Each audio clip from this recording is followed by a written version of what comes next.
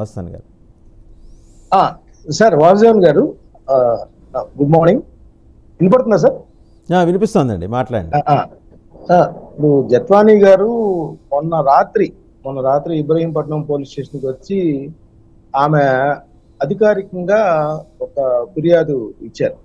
అసలు ఆమెని ఏ విధంగా ఏ కేసులో అరెస్ట్ చేశారు, ఎట్లా వేధించారు, ఇక్కడికి వాళ్ళ తల్లిదండ్రుల్ని ఏ విధంగా చాలా మ్యాన్ హ్యాండ్లింగ్ చేశారు, ఈ విధమైన అంశాలన్నీ కూడా ఆమె పొందుపరుస్తూ మన రాష్ట్రంలో అత్యున్నతమైన ఇంటెలిజెన్స్ చీఫ్ గా చేసిన పిఎస్ఆర్ రాణి గారి మీద, అదేవిధంగా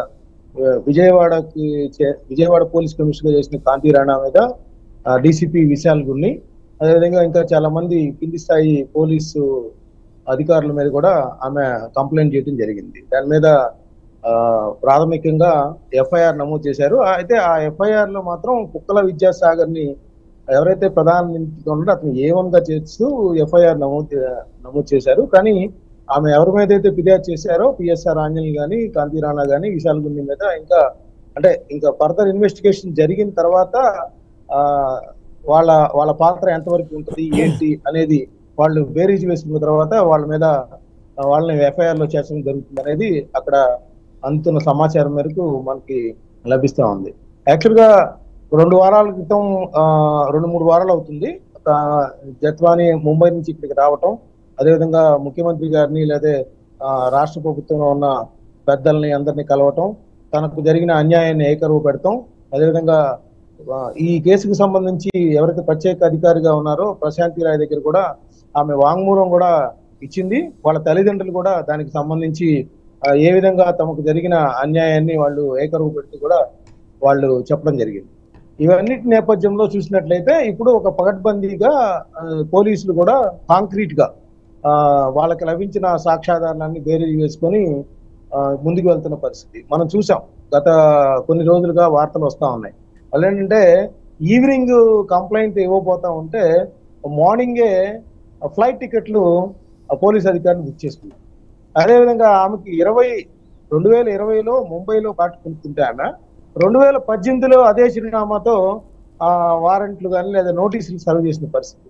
అంటే పోలీసులు ఇక్కడ డాక్యుమెంట్స్ అంటే పెద్దలు ఎవరో చెబితే వాళ్ళని మెప్పిద్దాం అనే ఉద్దేశంతో వాళ్ళు చేయకూడని పనులన్నీ కూడా హడావుడిలో చేసినట్టుగా ఇక్కడ కనిపిస్తా ఉంది. వాటన్నిటిని కూడా పోలీసులు ముందుగా ఇన్వెస్టిగేషన్ లో తెలుసుకోవటం, అంటే ఈ పరిణామాల నేపథ్యంలోనే విజయవాడలో గతంలో పనిచేసి ఇప్పుడు కాకినాడలో డిఎస్పీగా పనిచేస్తున్నారు హనుమంతరావు, అంటే ఇక్కడ ఏసీపీగా పనిచేశారు. ఆయన్ని ఇంకో సిఐని కూడా ఈ కేసు మీద నిన్న సస్పెండ్ చేయడం కూడా జరిగింది. సో వీళ్ళు ఎప్పుడైతే సస్పెండ్ గురిగా పడ్డారో మిగిలిన ఈ కేసుతో సంబంధం ఉన్న హైయర్ అఫీషియల్స్, ఐపీఎస్ అధికారులు కానీ వాళ్ళందరూ కూడా చాలా తీవ్ర ఆందోళనలో ఉన్నారు. వాళ్ళందరూ కూడా ప్రస్తుతం సెల్లు స్విచ్ ఆఫ్ చేసుకొని పోలీసులకు అందకుండా వెళ్ళిపోయిన పరిస్థితి ఇక్కడ కనిపిస్తా ఉంది.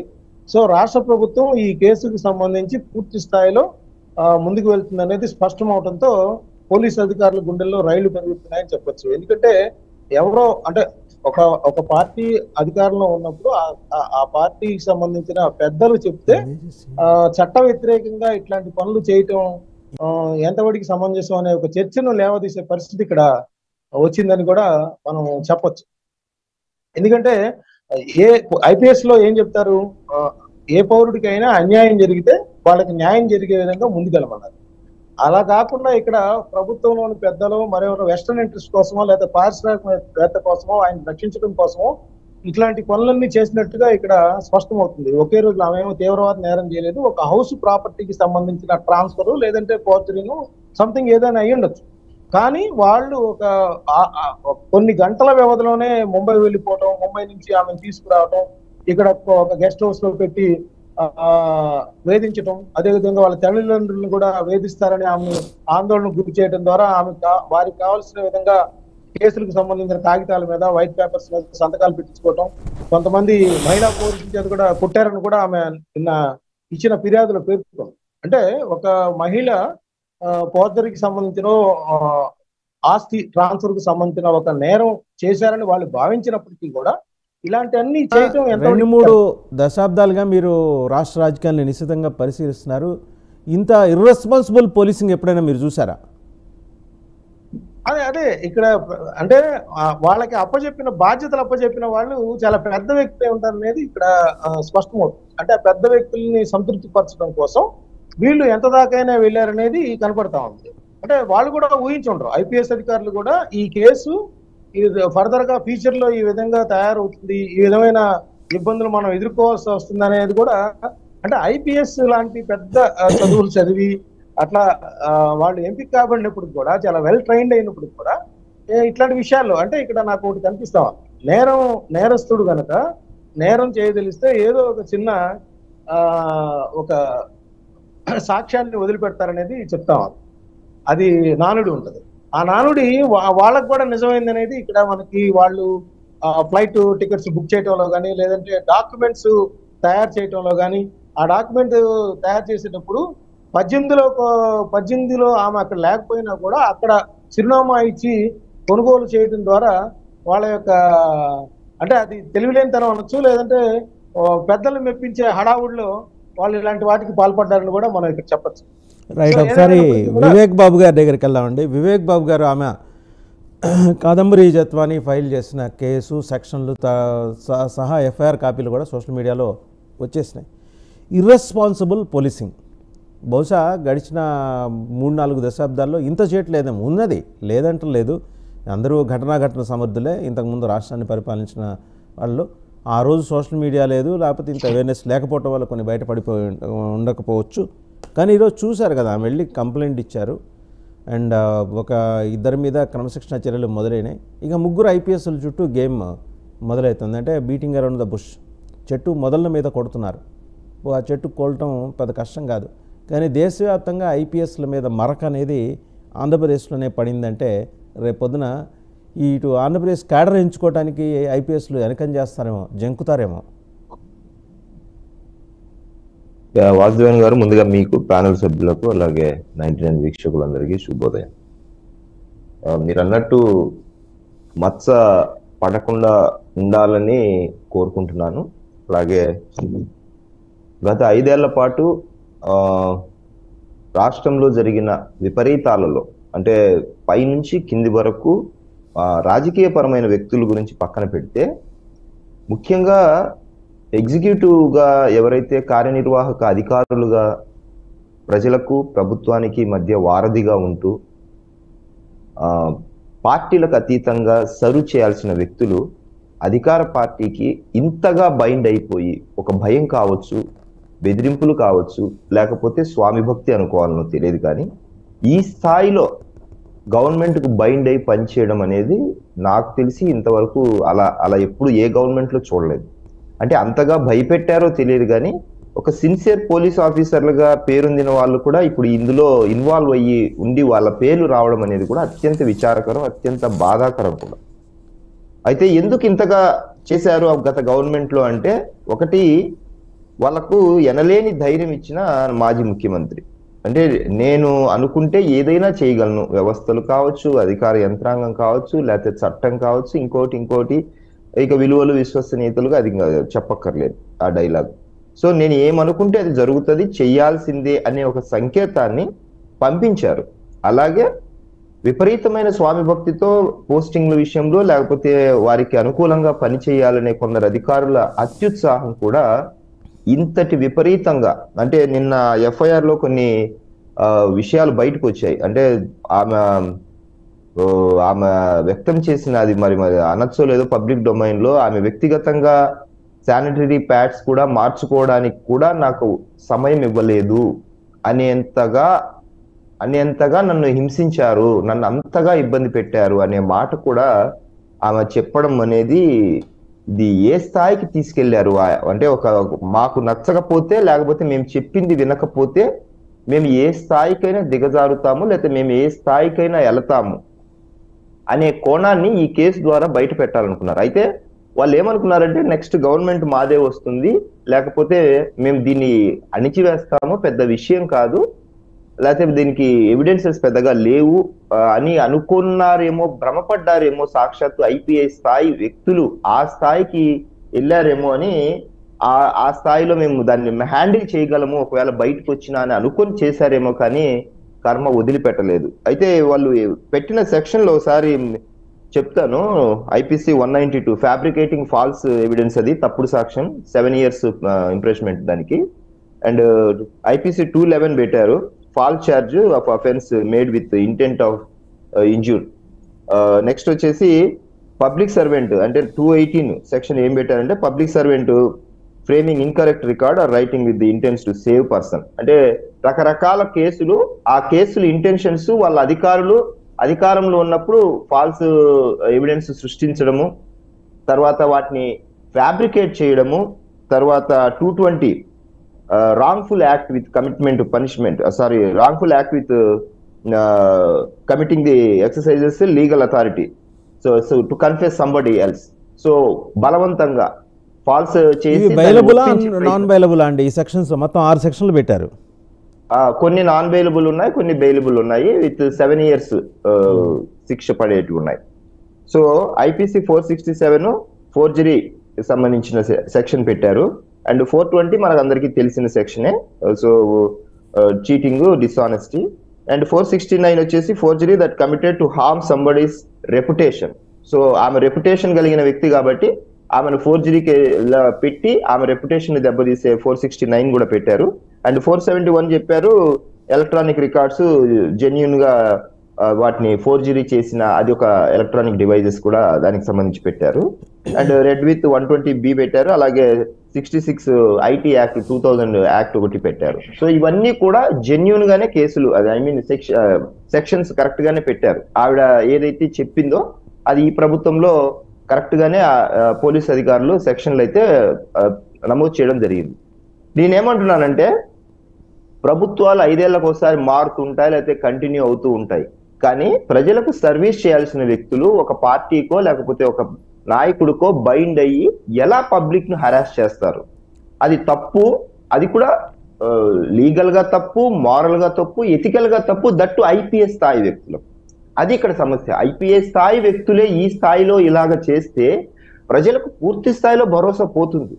ఒక అపనమ్మకం ఒకటే కాదు, అసలు పూర్తిగా వ్యవస్థలు భ్రష్టు పట్టిపోయి, ఒక చిన్న అధికారి కానిస్టేబుల్ రేంజ్ లోనే మనము స్టేషన్ ఆఫీసర్లోనే ఏదైనా పొరపాటు తప్పు జరిగితేనే మనకు ఎంతవరకు ఆ స్థానికంగా ఉన్నప్పుడు మా సమస్యని ఫేస్ చేసినప్పుడు మనం చాలా రకాలైన ఏంటి మనకు ఇంత ఘోరంగా పోలీస్ స్టేషన్ లోనే అన్యాయం జరుగుతుందని అనుకున్నప్పుడు, ఐపీఎస్ స్థాయిలో ఈ రేంజ్ లో వాళ్ళు వెంటపడి వేధించారు ఒక రెప్యుటేషన్ కలిగిన వ్యక్తిని, లేకపోతే ఒక సెలబ్రిటీ స్థాయి వ్యక్తిని కూడా ఆ స్థాయిలో వాళ్ళు హరాస్ చేయగలిగారు, చెయ్యొచ్చు అని చూపించి బయటకు వస్తే, ఇంత స్థాయికి ఆ స్థాయి వ్యక్తులు దిగజారడం అనేది ఏంటి అసలు అర్థం కాని విషయం. అంటే వైఎస్ జగన్మోహన్ రెడ్డి అనే నేను అని ఆయన గత 5 ఏళ్ల కిందట చేసిన ప్రమాణంలో ఒక్కటి కూడా నిలబెట్టుకోలేదు, అదొకటి.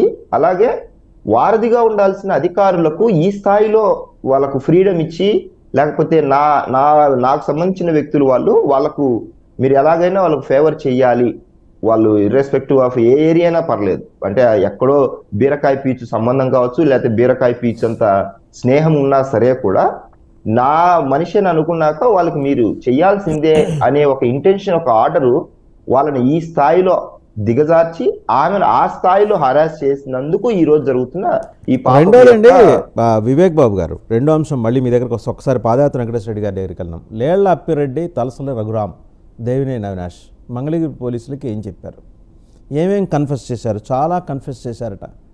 సో వారి మీద మీ అంతర్గతంగా మీ పార్టీలో విడుదల రజనీ గారు కుట్ర చేస్తున్నారని సమాచారం.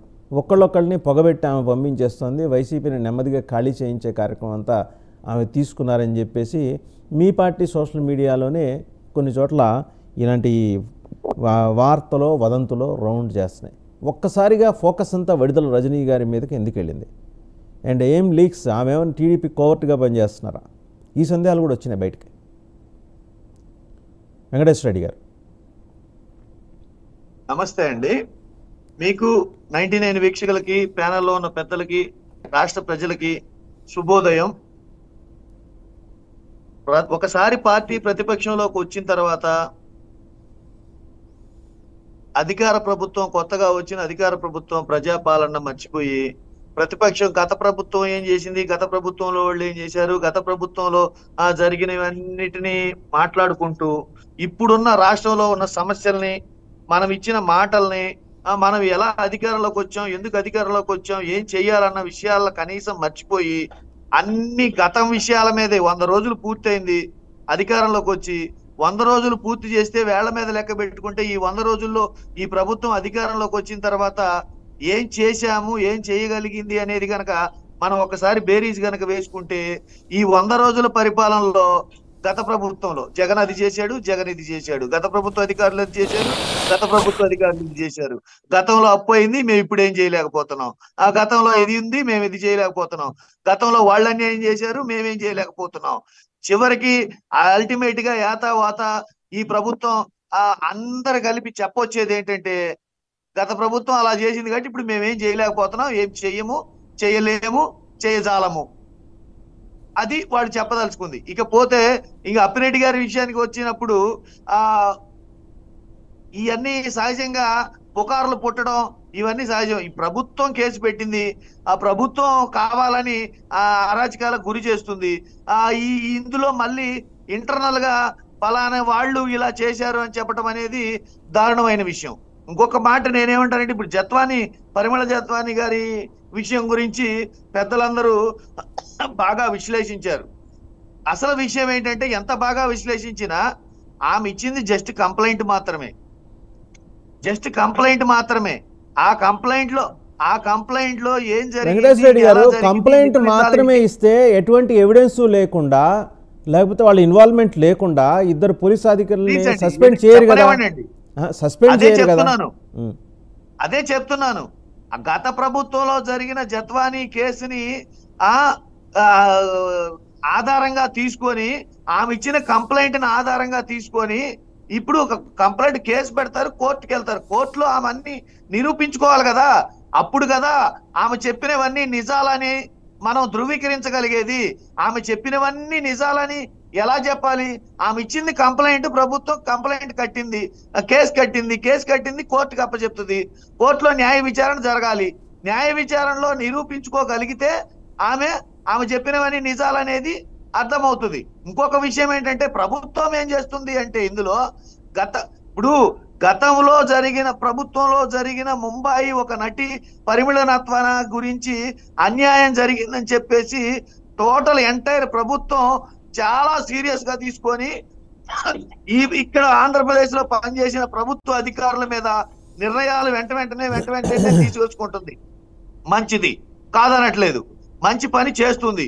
అయితే అంతే వేగంగా, అంతే సిన్సియర్ గా, అంతే బాధ్యతగా వరదల్లో చనిపోయిన 50 మంది విషయం కూడా, అట్లనే గుడ్లవర్లేరులో జరిగిన స్పై కెమెరాల విషయం కూడా, ముచ్చుమరిలో జరిగిన మహిళ విషయంలో కూడా, ఇట్లా అన్ని విషయాల ప్రభుత్వం రాష్ట్రంలో జరుగుతున్న ఈ 100 రోజుల్లో మీ హయాంలో జరుగుతున్న విషయాల మీద కూడా ఫోకస్ చేసి నిర్ణయాలు తీసుకుంటే బాగుండేది.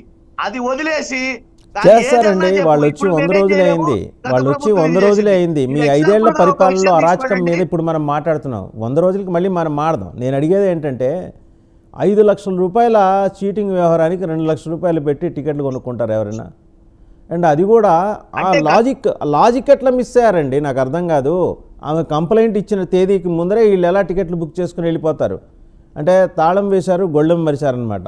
ఆదరా బాదరా నాయకుడు చెప్పాడు వెళ్ళిపోవాలి. వాళ్ళు ఐపీఎస్ సార్, వాళ్ళకి రాష్ట్రపతి ఆర్డర్ ఇస్తారు, అపాయింట్మెంట్ ఆర్డర్. బాస్ వాళ్ళకి గవర్నమెంట్ ఆఫ్ ఇండియా. మీరు చెప్పేవన్నీ సాక్ష్యాధారాలు లేని ఆరోపణలు. సాక్ష్యాధారాలు లేని ఆరోపణలు అయితే ఇద్దరు అరెస్ట్ కారండి. ఫస్ట్ ఆఫ్ ఆల్ సస్పెండ్ కారండి. ఆరోపణలు అవి కోర్టులో రుజువు కావాలి. కోర్టులో రుజువు కావాలండి. కోర్టులో రుజువు అయితే మీరు చెప్పిన వాటికి ఒప్పుకోవచ్చు. మీకు ఇప్పుడు ప్రభుత్వం ఇష్టం లేకుండా ఎవరి మీద, ఏ అధికారుల మీద అయినా భయం క్రియేట్ చేయడం కోసమో, లేకపోతే ఆమె వ్యక్తిగతంగా ఆమె చెప్పే వాటిలో అసలు నిజాలు ఎంత ఉన్నాయో, నిజాల శాతం ఎంత ఉందో ఇవన్నీ తేలేది న్యాయస్థానాల్లో. ఆ న్యాయస్థానంలో ఆమె కేసు సో అవి తేలేదాకా నిందితులు కాలర్ ఎగరేసుకొని తిరగచ్చు అంటారు మీరు అనేది ఏంటండి? అవి తేలేదాకా నిందితులు కాలర్ ఎగరేసి తిరగచ్చు.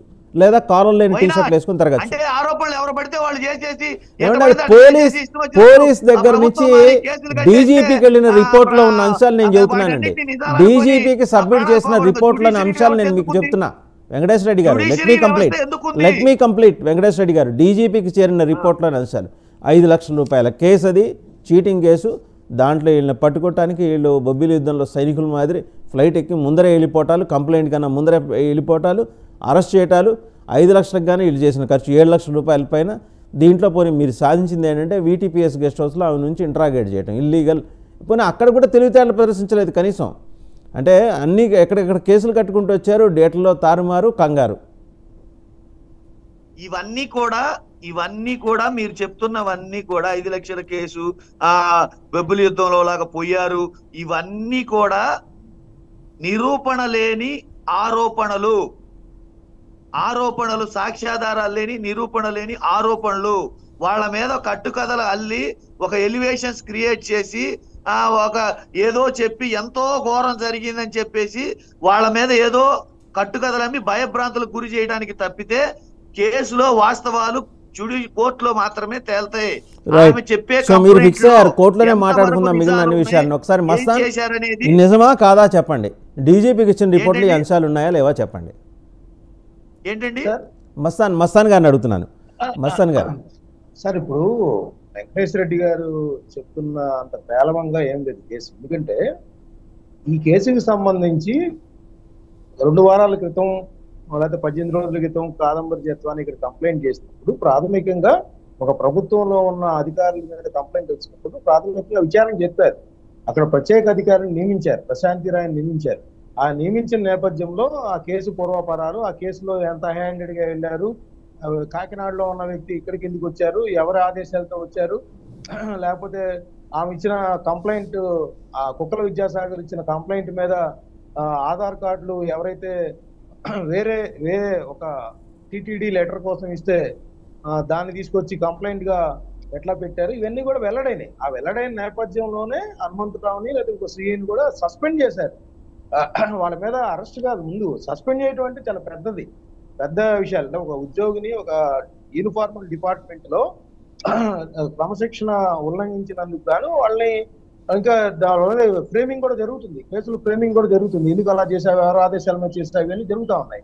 ఇంకో విషయం ఏంటంటే ఎవరి మీద అయితే ఇప్పటి వరకు ఐపీఎస్ మీద ఆరోపణలు వస్తా ఉన్నాయో ఆమె కంప్లైంట్ నిన్న రిటర్న్ గా కూడా, అంటే రిటర్న్ గా ఒక పోలీస్ స్టేషన్ లో ఇచ్చిన పరిస్థితి. మొన్న దాకా ఓవర్లుగా ఏదో ప్రశాంతి రాయ్ గారి మీద ఒక స్టేషన్ హౌస్ ఆఫీసర్ ఆమె ఇచ్చిన ఫిర్యాదు మీద కొన్ని సెక్షన్లు ఏవైతే నమోదు చేసి దానికి సంబంధించిన ఇన్వెస్టిగేషన్ వెళ్ళబోతా ఉన్నారో ఇంకెందుకంటే ఏం దొరకదు. ఇంకో విషయం ఏంటంటే ఎవరి మీద అయితే ఎలిగేషన్ చేస్తుందో ఆ ఆఫీసర్లు ఇప్పటి వరకు కూడా ఎటువంటి వ్యాఖ్యలు చేయలేదు. మేము మాకు సంబంధం లేదని కానీ ఇంకోటి కానీ ఏం చేయలేదు. జనరల్ గా ఒక అధికారి మీద, ఒక ఐపీఎస్ అధికారి మీద వస్తే వాళ్ళు కనీసం వాళ్ళ పోలీస్ ఆఫీసర్ల సంఘం నుంచి కూడా ఇట్లా ఎవరినో తీసుకొచ్చి అక్రమ కేసులు బనాయిస్తున్నారనే విషయాన్ని కూడా వాళ్ళకు ఒక సంఘం ఉంది. కనీసం వాళ్ళ ద్వారా అయినా వాళ్ళు రియాక్ట్ అవుతారు, మేము చట్టబద్ధంగా పనిచేసాము, చట్ట వ్యతిరేకంగా ఎటువంటి పని చేయలేదని. అట్లాంటివి ఎక్కడ ఈ కేసులో కనపడలేనప్పుడు కేవలం రాజకీయ ఆరోపణలు, ప్రచారోపణలకి ఈ కేసు పరిమితం కాలేదనేది నా ఉద్దేశం. రైట్. వివేక్ బాబు గారు సో ఇంత స్పష్టంగా డీజీపీకి రిపోర్ట్ వెళ్ళిందండి. డీజీపీకి రిపోర్టు సబ్మిట్ చేసిన వాళ్ళు సీనియర్ ఆఫీసర్స్ సబ్మిట్ చేశారు. మొత్తం పూరాపరాలన్నీ పరిశీలించారండి. పరిశీలించి దాంట్లో ఆవిడ కంప్లైంట్ సపోజ్ 15వ తారీఖు కంప్లైంట్ ఇస్తే వీళ్ళు 13వ తారీఖు 12వ తారీఖు ముందరే వెళ్ళిపోయారు. కనీసం 15వ తారీఖు కంప్లైంట్ ఇస్తే తర్వాత 2 రోజులాగి వెళ్ళినా ఒక అర్థం ఉంటుంది దానికి సంబంధించి. అంటే అసలు ఏ బేసిస్ మీద ఇదంతా జరిగింది, అంటే ఎందుకు అంత కంగారు? అంటే మళ్ళీ మనమే వచ్చేస్తాం, ఏం పర్లేదు మనం మేనేజ్ చేసేద్దామని. తెలుగుదేశం జరిగినాయి కానీ మరి ఇంత చేయటైతే జరగలేదు. అదే నేను అంటున్నాను. ఇప్పుడు చాలా సార్లు చాలా గవర్నమెంట్లలో చాలా రకాలైన కొన్ని రకాలైన కేసులు నమోదు, లేకపోతే కొంచెం అధికారులు ఒకటో ఇద్దరో ఉండేవాళ్ళు, వినేవాళ్ళం కూడా మనం గతంలో. కానీ ఈ స్థాయి వ్యక్తులు ఇంత ఫ్యాబ్రికేట్ చేసి రేపు కేసు వచ్చిన దానికన్నా ముందు రోజు, అంటే రేపు ఎలాగూ జరగబోతుంది కాబట్టి ఈ రోజే ముందుగానే వెళ్ళి దాన్ని ఫ్యాబ్రికేట్ చేసి దాన్ని రంగంలోకి దిగి అంత అత్యుత్సాహంతో అంత స్వామి భక్తితో చెయ్యాల్సిన అగత్యం ఎందుకు వచ్చింది అంటే జస్ట్ బికాజ్ ఆఫ్ పైన ఉన్న ఆ యొక్క సింగల్ వ్యక్తి విశ్వరూపం యొక్క ఆలోచన విధానము ఆ విధంగా జరిగింది. ఇందాక వైసీపీ ప్రతినిధి సార్ అంటున్నారు ఎంతసేపు ఉన్న 100 రోజులైంది, ఏం చేశారు, మీరు ఏం చేశారు సార్? మేము ఏం చేయట్లేదు. మీ గతం తాలూకు పాపాలు ఒక్కొక్కటిగా బయట వస్తుంటే వాటికి సంబంధించిన పబ్లిక్ బయట చెప్తున్న విషయాలకు ప్రభుత్వంగా బాధ్యత తీసుకొని వారికి న్యాయం చేయాలి కాబట్టి మేము చేస్తున్నాము. ఇంకా అయిపోలేదు. మీరు 100 రోజుల్లోనే అంటే ఇప్పుడు ఆవిడ జత్వాని గారి కేసు వదిలేద్దామంటారా? ఇప్పుడు ఆమె కంప్లైంట్ ఇచ్చింది, తీసుకోకుండా వదిలేద్దామంటారా? ఏంటి మీరు చెప్పేది? గతం తాలూకు తప్పులు వదిలేద్దామని చెప్పట్లేదండి, వదిలేద్దామని చెప్పి వాటితో పాటు గుడ్ల వల్లేరు విషయం కూడా పరిగణలోకి తీసుకోండి. చెప్తాను, దానికి వస్తున్నాను 50 మంది ప్రాణాలను కూడా పరిగణలోకి తీసుకోండి. ఆంధ్రప్రదేశ్ లో జరుగుతున్న తుఫాను బాధిత ప్రాంతాలు పరిగణలోకి తీసుకోండి. వాళ్ళతో పాటు పని చేయమని చెప్తున్నాం. మీరు సమస్యలన్నింటినీ పక్కదారి పట్టించి దేశంలో జరుగుతున్నదా అది ఒక్కటే సమస్య అయినట్టు 50 మంది ప్రాణాలు కోల్పోయారు, ఆస్తులు నష్టమైంది, మనుషులు కోల్పోయారు, విధ్వంసం జరిగితే వాటి గురించి చర్యల గురించి ఎక్కడెక్కడ ఏం చేశారో చెప్తే ప్రజలకు ఉపయోగం. అట్లానే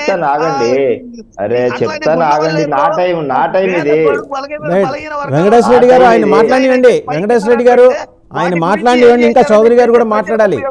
వెంకటేశ్వర రెడ్డి గారు, వెంకటేశ్వర రెడ్డి గారు నిదానం. ఎక్కడో పక్క రాష్ట్రం పొరుగమ్మాయి please allow him to speak. Venkateswara Reddy garu, Venkateswara Reddy గారు, అవి కూడా నిజాలు. వివేక్ బాబు గారు ఎక్కడికి పారిపోరు, ఆయన ఇక్కడే ఉన్నారు డిబేట్ లో. మీరు అడిగిన వాటి ప్రస్తావన చేస్తారు. మర్చిపోయి రాష్ట్రంలో ఏమి వెంకటేశ్వర రెడ్డి గారు ప్లీజ్. వెంకటేశ్వర రెడ్డి గారు, వెంకటేశ్వర రెడ్డి గారు, రెడ్డి గారు మీరు ఆపండి దయచేసి. వివేక్ బాబు మీరు కంప్లీట్ చేయండి. చౌదరి గారు కూడా ఇప్పుడే జాయిన్ అయ్యారు, కొన్ని టెక్నికల్ ఇష్యూస్ వల్ల లేట్ అయింది. మీరు కంప్లీట్ చేస్తే ఆయన దగ్గరికి వెళ్దాం. సో నేనేమంటున్నానంటే గుడ్లవల్లేరైనా మీరు 50 మంది చనిపోయిన విషయమైనా ఏదైనా సరే మీ గవర్నమెంట్ లాగైతే మా గవర్నమెంట్ చెయ్యదు. ఎవరు తప్పు చేసినా ఇంక్లూడింగ్ మినిస్టర్స్ తప్పు చేసినా కూడా మిమ్మల్ని నేను వదులుకోవడానికి సిద్ధమని గౌరవ ముఖ్యమంత్రి గారు సెలవిచ్చారు. గత 5 ఏళ్లలో వేదికల మీదుగా వికటాత్సాహసం చేసిన మీ ముఖ్యమంత్రిగా పనిచేసిన ఆయన గత 5 ఏళ్లలో ఏ ఒక్కరు తప్పు చేసినా చర్యలు తీసుకున్న దాఖలాలు ఉన్నాయా? ఇంటి బయటకు వచ్చి మాట్లాడి ప్రెస్తో ఈ రోజు దామ్మ అని మాట్లాడిన ఈ యాక్టింగ్ ఏదైతే ఉందో గత 5 ఏళ్లలో ఒక్క రోజన్నా జరిగిందా? జనంతో ఇంటరాక్షన్ కానీ, ప్రెస్తో మాట్లాడడం కానీ, పబ్లిక్ సమస్యలు అడ్రస్ చేయడం కానీ ఇంటి బయటకు వచ్చి ఏ రోజున చూసామా? మా ప్రభుత్వానికి మీకు అసలు సంబంధమే లేదు. నక్కకు నాగలోకానికి మార్చి ఏదైనా కొటేషన్ రాయాల్సి వస్తుందేమో.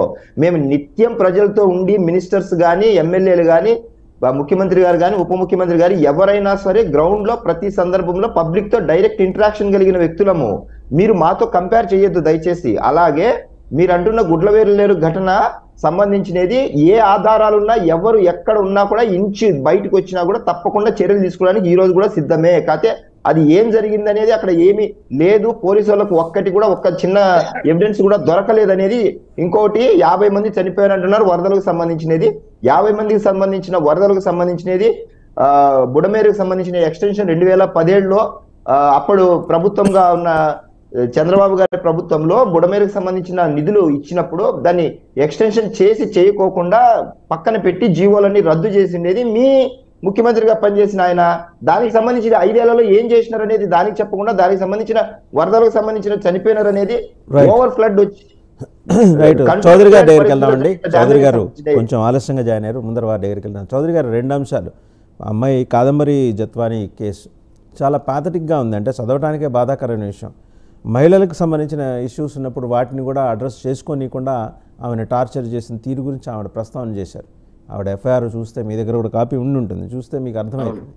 రెండోది నిన్న వెళ్ళి మంగళగిరి పోలీసులకి వీళ్ళు కనపడొచ్చారు సుప్రీంకోర్టు డైరెక్ట్ చేసేప్పటికి, దేవినేని అవినాష్, తలసిల్ రఘురామ్ గారు అండ్ లేళ్ల అప్పిరెడ్డి గారు.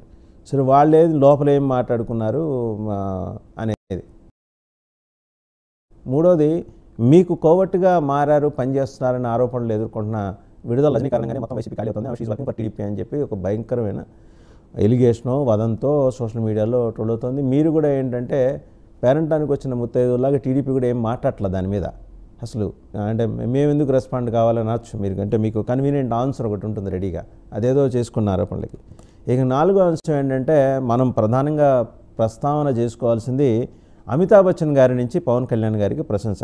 కౌన్ బనేగా కరోడ్పతి కార్యక్రమానికి పవన్ కళ్యాణ్ గారు మనకెవ్వరికీ తెలియకుండా వెళ్ళిపోయారా, లేకపోతే అది అందులో ప్రశ్న వేసినప్పుడు అదాటన వచ్చిన ప్రస్తావన? సార్, మొదట వాసుదేవన్ గారు మీకు, అలాగే ప్యానెల్లో ఉన్న జనసేన నేత వివేక్ బాబు గారికి, అలాగే పాదయాత్ర వెంకటేశ్వర వైఎస్ఆర్సీపీ, అలాగే ఇతర మిత్రులను కూడా నా తరఫున తెలుగుదేశం నమస్కారాలు. రాష్ట్రంలో కదంబరి జత్వాని కేసు అనేది ఒక మిస్టరీగా మారింది. తొవ్వై కొద్దికి అనేక రహస్యాలు బయటకు వస్తాయి. దీని వెనకాల ఐఏఎస్లు, ఐపీఎస్లు ఉన్నారా, ప్రభుత్వ చీఫ్ సెక్రటరీలు ఉన్నారా అనే పైన స్పష్టత ప్రభుత్వానికి వచ్చిన వెంటనే యాక్షన్ తీసుకోవాలని కేంద్ర కేబినెట్ కూడా పంపించడం జరిగింది. ఖచ్చితంగా ఆవిడ ప్రస్తావించిన విషయాలు మహిళలకు కొంత దిగ్బాధలు కలిగించే విధంగా ఉంది. ఒక మారుమూల గెస్ట్ హౌస్ లో పెట్టి ఆవిడ మీద న్యూడ్ వీడియోలు తీశారని, శారీరకంగా హింసించారని, వాళ్ళ అమ్మని నాన్నగారిని కూడా ముందు రోజే టికెట్లు బుక్ చేసుకుని కేసు రెడీ చేసి ఇమీడియట్ గా తీసుకొచ్చి ఇక్కడ లోపల వేయటం అనేది, ఆ కొట్టడం వల్ల ఏదో లెఫ్ట్ చెవు కూడా పనిచేయటం లేదని చాలా అంశాలు కూడా ప్రస్తావిస్తూ వచ్చింది. ఆ పీరియడ్స్ టైంలో నాకు చేసిన ఇబ్బందికరమైన ఫ్యాట్స్ ఇవ్వకుండా ఇబ్బంది పెట్టినవన్నీ ఇవన్నీ చెప్పుకోవడానికి కూడా, అంటే మహిళా లోకాన్ని కించపరిచే విధంగా వాళ్ళు చేసిన బిహేవియర్ చూస్తే ఒక సాడిస్టికల్ మెంటాలిటీ ఉన్నటువంటి ఐఏఎస్ ఆఫీసర్ లాగా అనిపిస్తా ఉందా అని భయం పుడతా ఉంది. అంటే పోలీసులేనా, లేదంటే మనం ఏమైనా సోషల్ ఎలిమెంట్ గ్యాంగ్స్ తో కూర్చొని ఏమైనా వర్కౌట్ చేశారా అనేది భయం పెడతా ఉంది. సో ఇది మహిళలకు నిజంగా చాలా బాధాకరం. దీన్ని తీవ్రం ఖండించాలి. దీని బాధితుల్ని తక్షణమే చర్యలు తీసుకోవాలని మీద రిక్వెస్ట్ చేస్తున్నాను. ఇంకా రెండోది, మీరు చెప్పిన విషయం ప్రధానంగా విడుదల రజనీ గారు. విడుదల రజనీ గారు గతంలో ఉన్నారు తెలుగుదేశం పార్టీలో, మేము నాటిన మొక్కే ఆవిడ చెప్పుకుంటూ వచ్చింది. ఇప్పుడు మారిన రాజకీయ పరిణామాల దృష్ట్యా అప్పుడు ఈ రోజు నా రాజకీయ భవిష్యత్ ఏంటి అనేది ప్రశ్నించుకుంటా ఉంది. సో జగన్మోహన్ రెడ్డి గారు పక్కన నిలబడుకోవడానికి కూడా నిన్న ఇష్టపడకుండా వాళ్ళు తోసేస్తుంటే చూశాను, నేను ఆ క్లిప్స్ చూశాను. సో ఆవిడ మీద ఆల్రెడీ బాలినేని శ్రీనివాసరెడ్డి గారితో పర్సనల్ గా ఇంటికి వెళ్ళి మాట్లాడడం, టోటల్ వ్యవహారం అంతా చక్కబెట్టడం, జగన్మోహన్ రెడ్డి గారు పడవ మునిగిపోతా ఉంది, ఇంట్లో ఉంటే మేము మునిగిపోతాం, మాకేదైనా ఆల్టర్నేటివ్ చూపించుకోండి అనే విధంగా డిస్కస్ చేసి బాలినేని గారు ఏమో కాంగ్రెస్కి వెళ్తుంటే విడుదల రజని గారు ఇంకా ఇంకొంతమంది ఎమ్మెల్యేలు 11 మంది ఎమ్మెల్యేలు ఇంకా ఆయనకి సంతకం పెట్టి లెజిస్లేటివ్ పార్టీ గాని ఇంకా ఎన్నుకోలేదు కాబట్టి వాళ్ళు ఎవరో చీల్చుకొని రావాలనే ఉద్దేశంతో, వచ్చేదేదో బలంగా రావాలనే ఉద్దేశంతో చర్చలు జరుపుతున్నారనే విషయాన్ని రహస్యంగా ఉంచారు. ఖచ్చితంగా మార్పు అయితే వస్తుంది. 29కి వైఎస్ఆర్సీపీ ఏమి ఉండదనే ఆలోచనతోనే వాళ్ళ ఫీలింగ్. అంటే వైఎస్ఆర్సీపీ పార్టీలో నాయకులందరూ కూడా ఈ పార్టీ 29కి ఎలక్షన్ పోటీ చేసే అవకాశాలు లేదు. ఎందుకంటే కార్యకర్తలు, నాయకులు, ఎంపీలు, ఎమ్మెల్యేలు అందరూ కూడా వాళ్ళ పరిధిలో దీపముండంగా నీళ్ళు చక్కబెట్టుకుంటున్న విషయాన్ని స్పష్టంగా తెలిసిపోతా ఉంది. ఇంకా వరదల గురించి మాట్లాడారు, ఇరిగేషన్ గురించి మాట్లాడారు కాబట్టి ఆల్రెడీ కొంతమంది మాట్లాడారు కాబట్టి ఆన్ గోయింగ్ ప్రాజెక్టులను ఆపేసిన జీవో ఇచ్చిన గనుడు జగన్మోహన్ గారు ఇరిగేషన్ ప్రాజెక్టులు. సో ఇరిగేషన్ ప్రాజెక్టులు పూర్తి కాకపోతే అవి ఖచ్చితంగా విధ్వంసానికి గురి అవుతాయి. సో ఆ విషయాన్ని పక్కన పెడేసి జగన్మోహన్ గారు ఈ బాబు గారు ముంచేశారు, పవన్ కళ్యాణ్ ముంచేశారంటే హాస్యాస్పదంగా ఉంటాయి. బుడమేరు గురించి, రహస్యాల గురించి మీరు పెట్టిన డిబేట్లు ఎవరు పెట్టుండ్రు, దాన్ని రోతుపాదులు పూర్తిగా చర్చించారు కూడా. చాలా సైంటిఫిక్ గా, శాస్త్రీయంగా 80 మంది విశ్లేషకులు, పార్టీ నాయకులు ప్రస్తావించారు. కాబట్టి బుడమేరులో జరిగిన అన్యాయాల అక్రమాలు, ఆ గండ్ల గురించి పదే చెప్పడం వల్ల కూడా మనకే అంటే చెప్పుకోవడానికి ఇబ్బందికరంగా ఉంటది.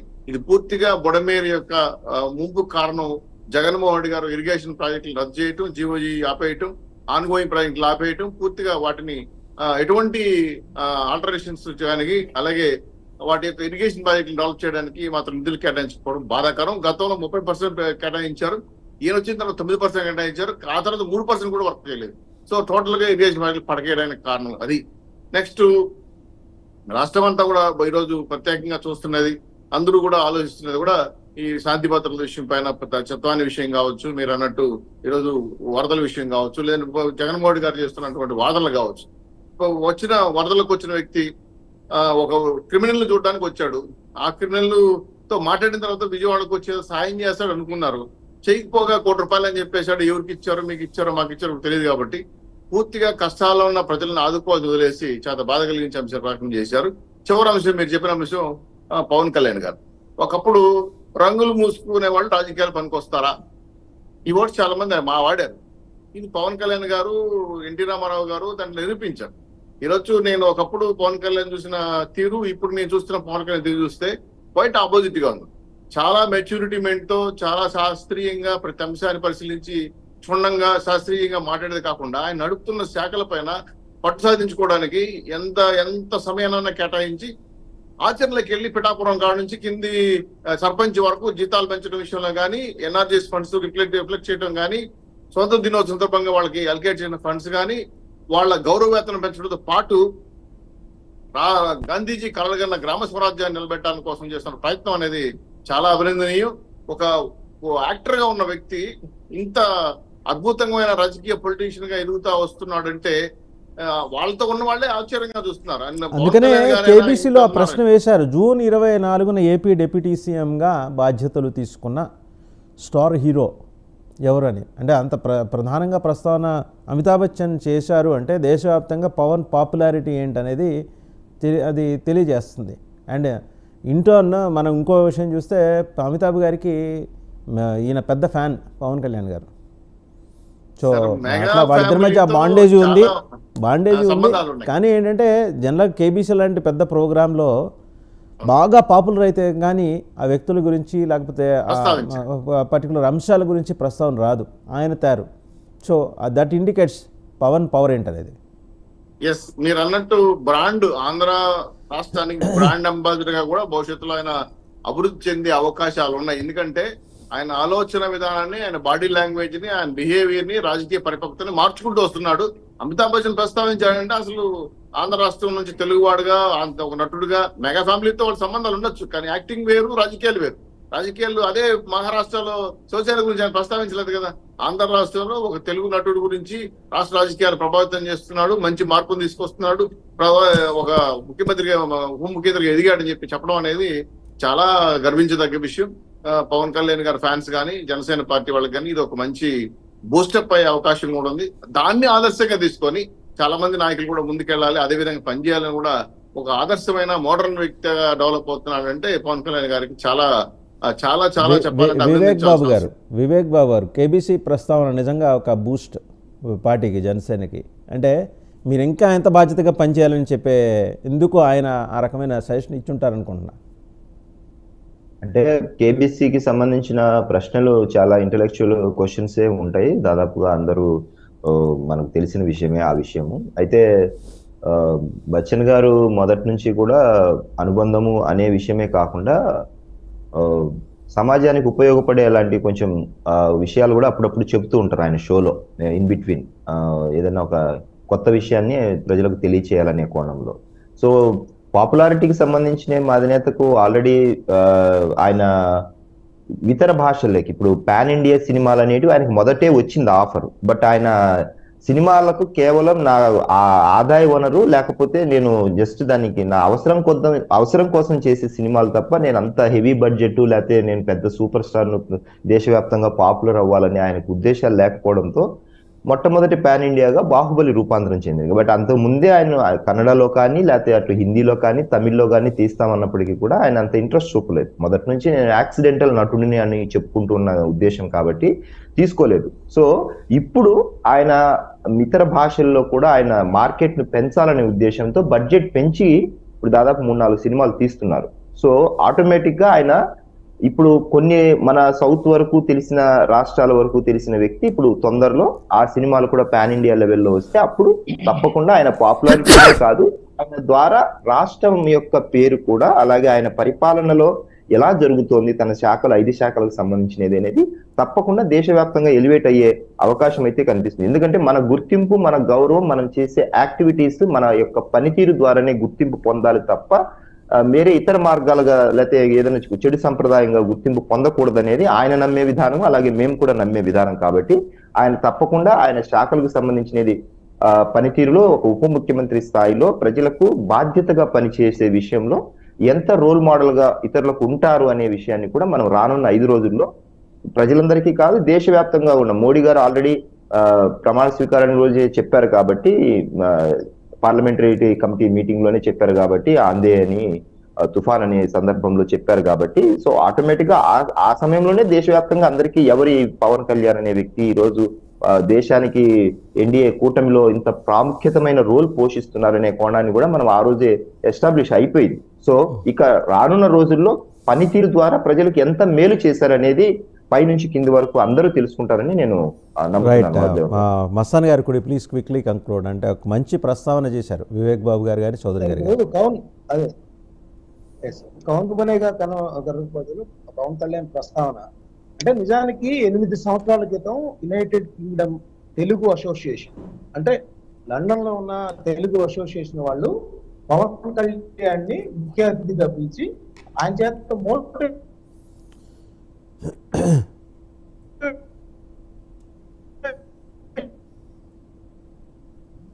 మీ సిగ్నల్ ఇష్యూ ఉన్నట్టుందండి మస్తాన్ గారు, సిగ్నల్ ఇష్యూ ఉన్నట్టుంది. ఒకసారి చౌదరి గారు కంక్లూడ్ చేస్తారు. చౌదరి గారు, పవన్కి సంబంధించిన ప్రస్తావన అంటే కేబీసీ లాంటి ప్రోగ్రాంలో రావటం నిజంగానే ఆంధ్రులు తెలుగు వాళ్ళు ఆంధ్రులు ఎందుకన్నా అంటే పక్క రాష్ట్రాలు కూడా ఆయన అభిమానులు ఉన్నారు. ఇంటర్నేషనల్ ఇద్దరు కూడా గర్వించదగ్గ అభినందించదగ్గ స్థాయికి ఒక ముఖముఖింతగా ఓ నటుడిగా ఎదిగాడంటే మేమందరం కూడా గర్విస్తున్నాం. ఎన్డీఏ కుటుంబంలో ప్రతి ఒక్కరు కూడా గర్విస్తున్నాం. రెండు, ఆయన తీసుకున్న నిర్ణయాలు చేస్తున్న పని విధానం పైన రాష్ట్ర మంత్రులు కూడా కొంచెం ఆలోచన పడ్డారు. ఎందుకంటే ఆయన చాలా డిమోడల్ అయ్యి కిందికెళ్ళి ప్రజలతో కలిసి ఇది ప్రజలకు అవసరం అని చెప్పి సర్పంచుల యొక్క వేతనాలు పెంచడం విషయంలో చాలా సీరియస్ గా తీసుకొని గ్రామ స్వరాజ్య నిర్మాణంలో చేస్తున్న నిధుల పైన నేను కూడా ఆశ్చర్యపోయా. ఇంత స్థాయికి తీసుకెళ్లి పని చేయించాలి, ప్రతి పంచాయతీ గుర్తింపు తేవాలి, సర్పంచ్ కి మనం విలువపోవాలని. అంటే చౌదరి గారు, నేను మిమ్మల్ని ఓపెన్ గా అప్రిషియేట్ చేస్తాను. మీరు చేయలేని పనులు కూడా పవన్ చేస్తున్నారని ఒప్పుకునే ధైర్యం మీకుంది. తెలుగుదేశం లీడర్స్ లో చాలా అరుదుగా ఉంటారు మీలాంటి వాళ్ళు. మీరు ఒప్పేసుకుంటారు, ఏదైనా ఉంటే ఫ్యాక్ట్ ఒప్పేసుకుంటారు. మీరు చేయగలిగి ఉండి చేయలేంది ఇవాళ పవన్ కళ్యాణ్ వచ్చిన ఛార్జీ తీసుకున్న 3 నెలల వ్యవధి లోపల చేస్తున్నారు. Really appreciate. చివరి విషయం ఒకటి ఉంది సార్, కర్ణాటకకి వెళ్ళి అడవులు అభివృద్ధి చేయడం కోసం విత్తనాలు ఎటువంటి విత్తనాలు వాడాలి, ఎక్కడ ఏ చెట్లు పెంచాలి, అదే విధంగా ఆయుర్వేదిక్ మొక్కలు పెంచితే పరివారం ఏ విధంగా డెవలప్ అవుతుంది రీసెర్చ్ చేసి వచ్చాడు. మరి ఒక శాఖ పైన మస్తాన్ గారు క్విక్ గా కంక్లూడ్ చేయండి. మస్తాన్ గారు క్విక్ గా. సార్ ఇప్పుడు అదే పవన్ కళ్యాణ్ గారు ఆదర్శంగా ఉంటారంటే దానికి ఎట్లా లో ప్రొఫైల్ మెయింటైన్ చేస్తున్నారు. అసెంబ్లీలోనే ఆయన ముఖ్యమంత్రి గారు స్పష్టం చేశారు, నాతో సహా ఎవరైనా తప్పు చేసి ఉంటే మీరు యాక్షన్ తీసుకోవచ్చు అనేది. రాజకీయంగా ఆయన చాలా ఆదర్శవంతమైన మాటలు చెప్పారు. అదేవిధంగా ఒక స్పేస్ సెంటర్కి వెళ్ళి అక్కడ ఏ విధంగా అది విద్యార్థులకు ఉపయోగమో ఆయన జనసేన కార్యాలయంలోనే దానికి సంబంధించిన మోడల్ ఏర్పాటు చేశారు. అంటే ఇంటర్నేషనల్ గా ఆయన యునైటెడ్ కింగ్డమ్ లో స్పీచ్ ఇచ్చారు. చార్టర్డ్ అకౌంట్స్ ఆఫ్ ఇండియాకి సంబంధించిన స్టూడెంట్స్ ఇంటర్నేషనల్ కాన్ఫరెన్స్ లో కూడా ఆయన మోటివేషన్ స్పీచ్ ఇచ్చారు. అంటే ఒక ఎడ్యుకేషన్ ఆయన చెప్తా ఉంటారు ఎప్పుడు కూడా, నేను ఫెయిల్యూర్ పొలిటీషియన్ అని అక్కడ స్టార్ట్ చేసి ఈ విధంగా ఫెయిల్యూర్ పొలిటీషియన్ ఏ విధంగా విజయవంతమైన పొలిటీషియన్ గా మారాడన్న అంటానికి